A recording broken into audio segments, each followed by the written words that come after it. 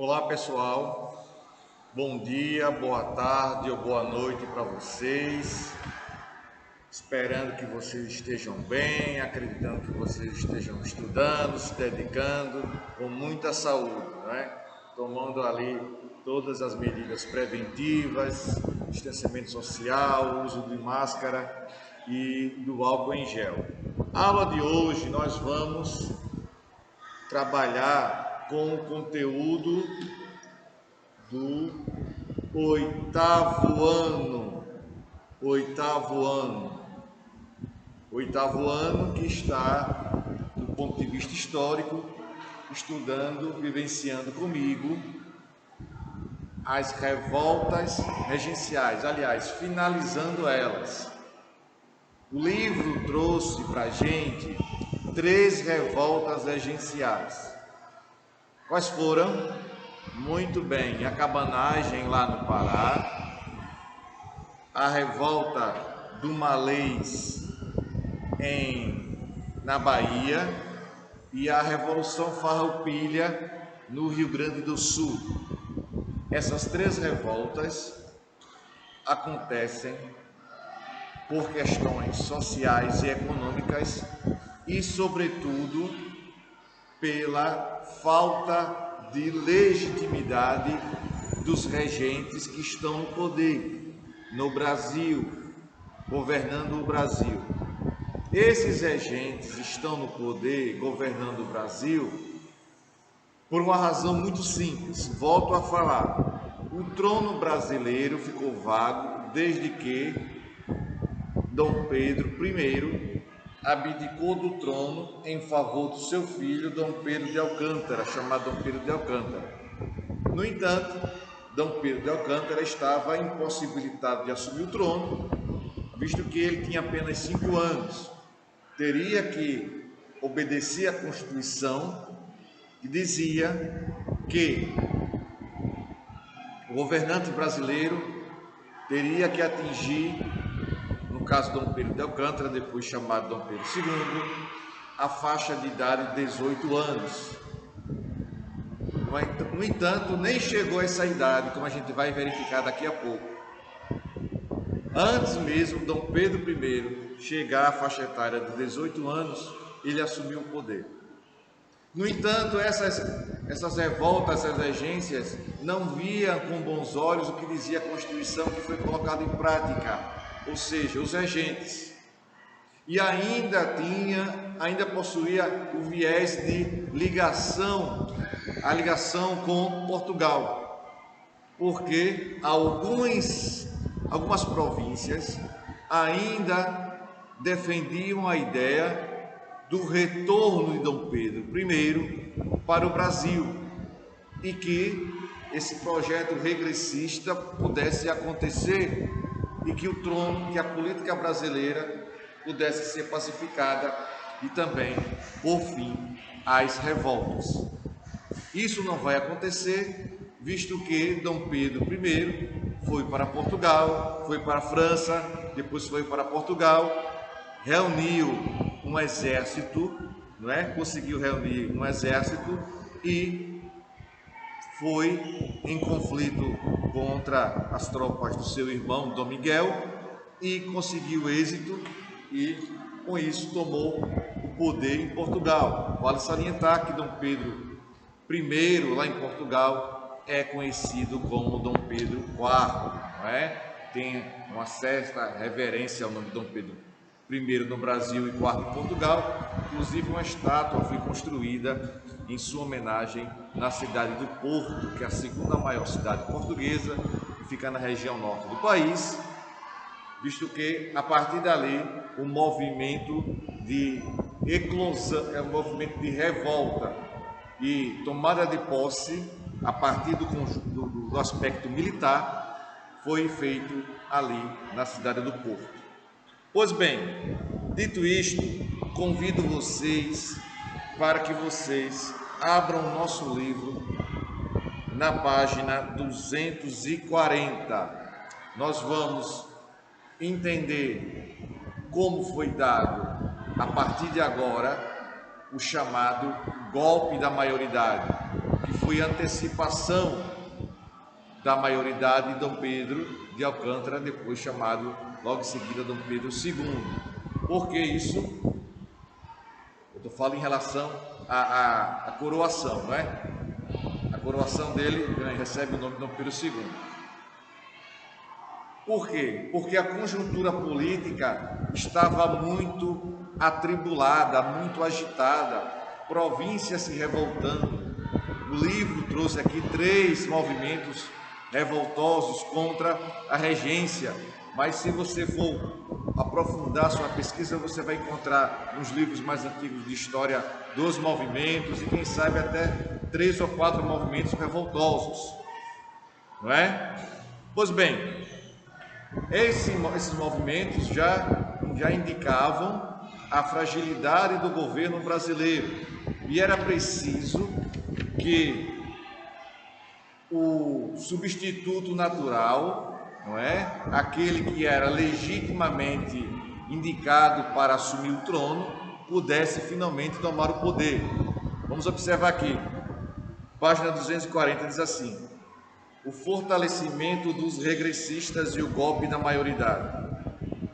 A chegada ao poder do regressista Araújo Lima, que tinha concepções amplamente conservadoras, vale ressaltar que Araújo Lima chegou ao poder fruto, em consequência, da renúncia de Padre Diogo Feijó, não é? Então, quando o Araújo Lima, faz parte ali, da continuidade, aliás, a regência trina permanente, essa situação vai fazer com que aqueles que eram defensores do regressismo, o projeto regressista de Dom Pedro, eles vão agora ganhar um pouco mais de força, porque, muito bem, que Araújo Lima era um regente defensor da volta de Dom Pedro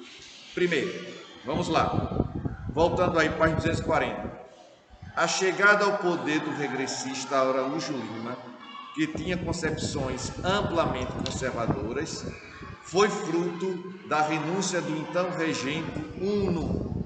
Lembrando que a regência inicialmente foi trina, com 3, provisória, não deu certo, e colocado ali depois a regência una.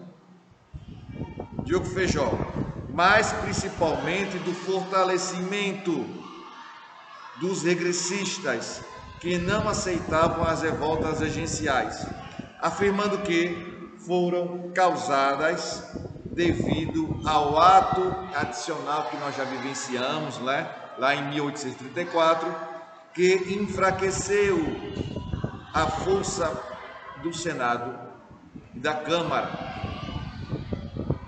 e ao Código de Processo Criminal. Dessa forma, e pela união de todos os regressistas, o regente Araújo Lima foi eleito com maioria, cerca de 4.300 votos. Tinha a obrigação partidária de preparar o Brasil para um possível retorno ao modelo imperial, dessa vez com Dom Pedro II.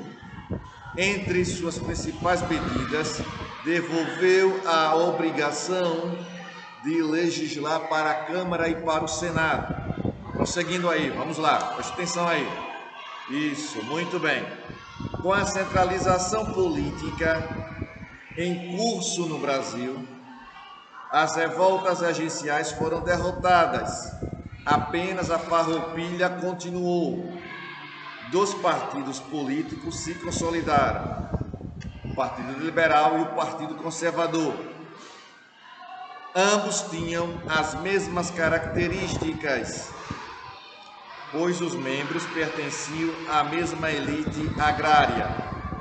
As divergências, as discordâncias, ficavam por conta dos rumos políticos, pois os liberais defendiam a república, enquanto os conservadores queriam o império. E essa situação perdurou até todo o segundo reinado no Brasil, todo o período do governo de Dom Pedro II. Curiosamente, vamos lá, presta atenção aí no serviço. Os liberais passaram a defender o regime imperial. Os partidários da República viam na possibilidade de antecipar a maioridade de Dom Pedro II a forma de derrubar o regime, o governo regencial. Então vai ser aí em que as duas correntes, os dois partidos passam a ficar unidos, liberais e conservadores. Os liberais que queriam a república pensaram da seguinte maneira: na política, às vezes é necessário que você dê um passo atrás para dar 2 passos à frente.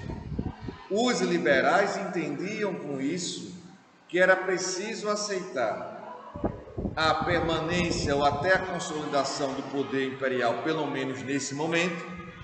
Era preciso fazer isso, consolidar o poder imperial, do que ter que enfrentar mais revoltas pelas províncias brasileiras. Deu para entender?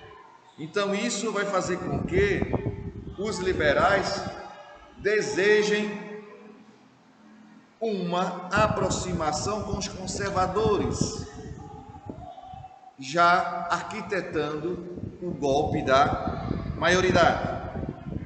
Não é isso? Deu para entender o conchavo político?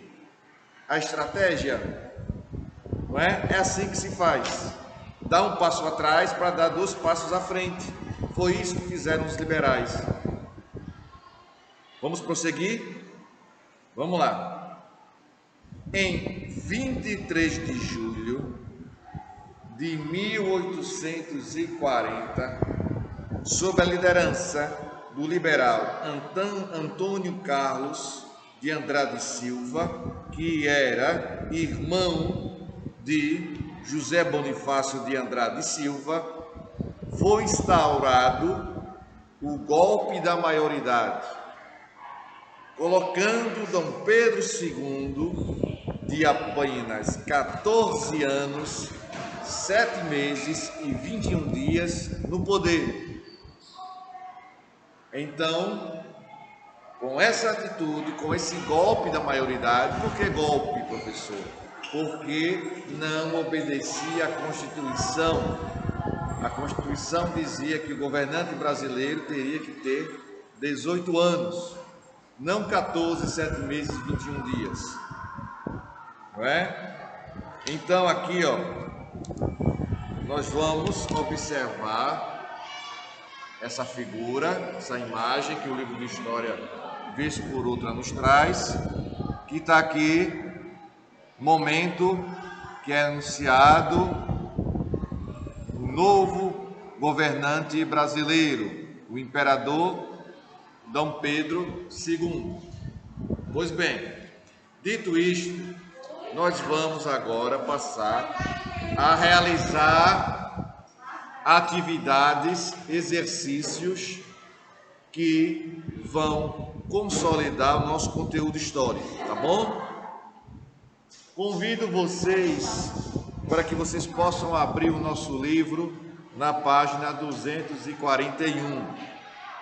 Nessa página 241, nós vamos encontrar exercícios dissertativos. Eu vou fazer alguns e vou deixar para que vocês façam outros, tá bom? Primeira questão: praticando conhecimento. 241. De caráter popular, a Revolta dos Cabanos foi um movimento de grande destaque e impacto político no período regencial. Dessa forma, responda: o que foi a cabanagem? O que foi a cabanagem? Resposta: foi uma revolta com características populares,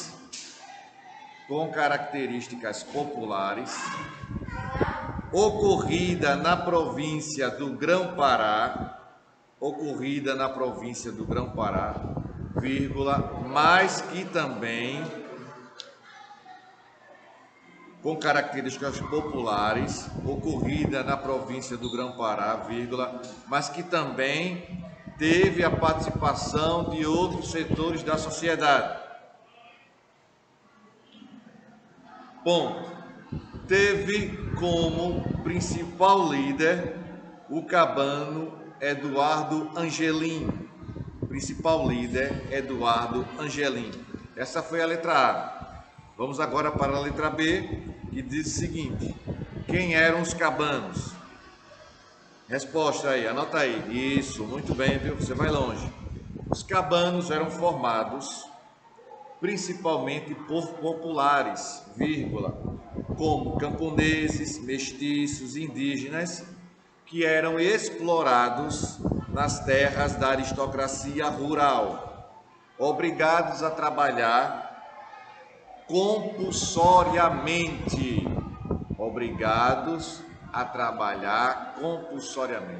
Ô professor, me tira uma dúvida aí, você poderia me perguntar, não é? O que significa compulsoriamente? Significa que esse trabalhador aqui, os cabanos, faziam qualquer atividade de forma obrigatória. Não é porque eles queriam. Não é compulsoriamente, é você fazer algo que você não deseja, você é obrigado a fazer, você é levado a fazer alguma coisa. Trabalho compulsoriamente, vírgula, vivendo assim em completa miséria.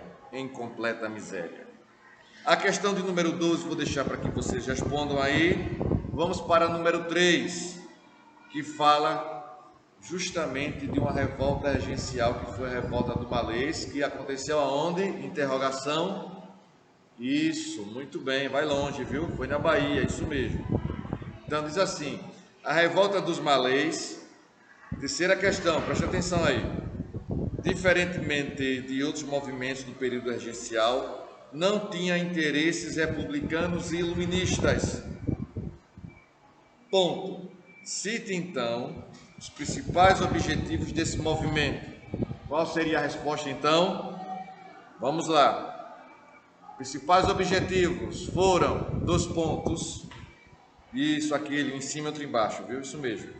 Libertar os negros que ainda estavam escravizados.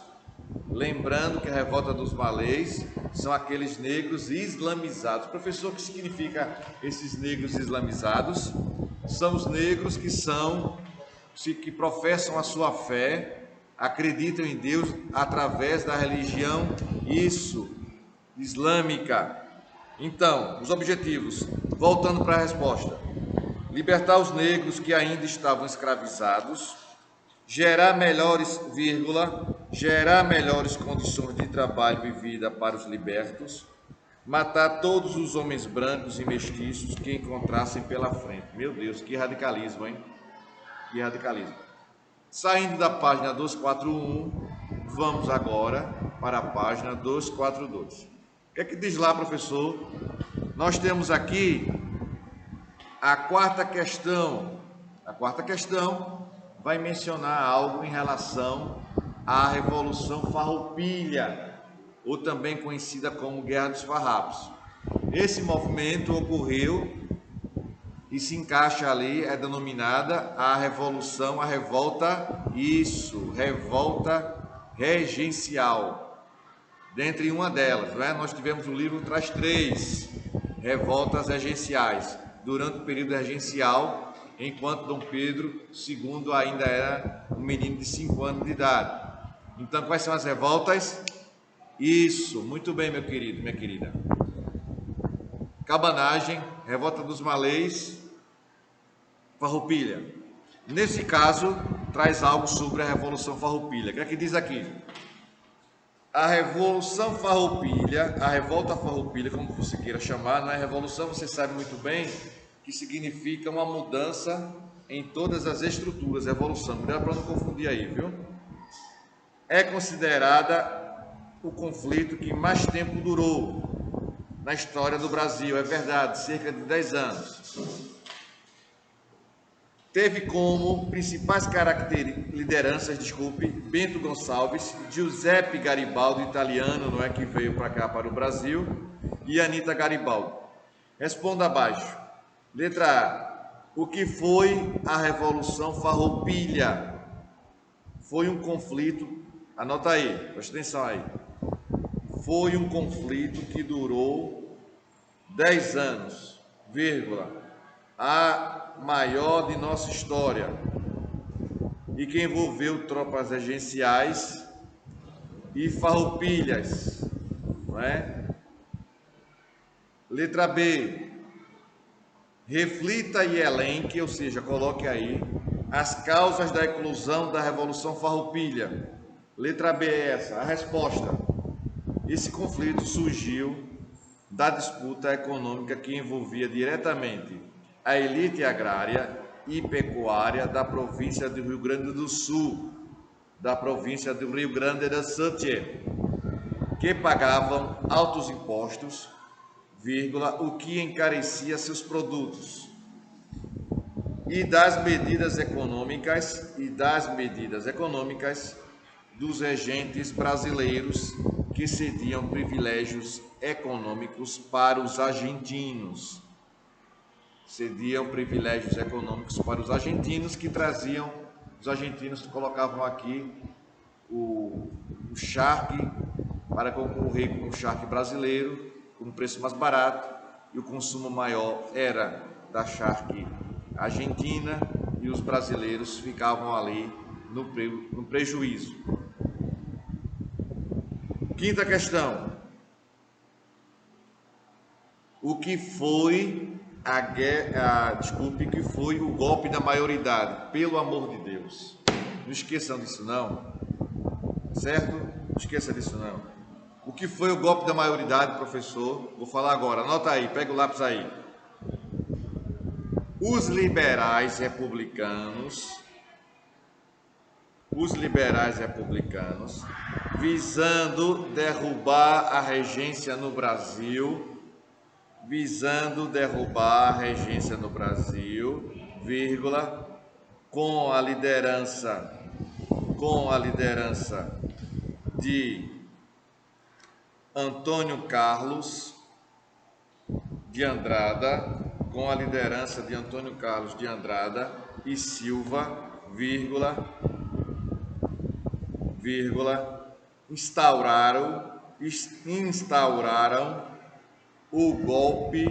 instauraram o golpe da maioridade, colocando Dom Pedro II com apenas 14 anos como imperador.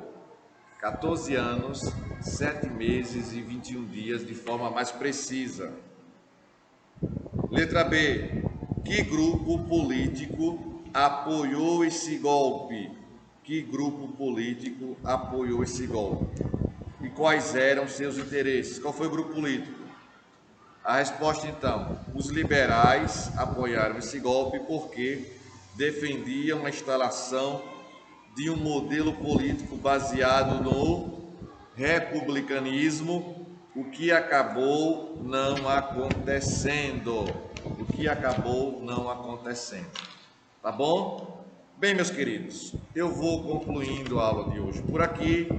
Na próxima aula nós vamos fazer mais atividades, agora atividades de múltipla escolha, e vamos adentrar o conteúdo do segundo reinado, o governo de Dom Pedro II. Beleza? Tranquilo? Tchau para vocês, um forte abraço e até a próxima. Tchau, pessoal.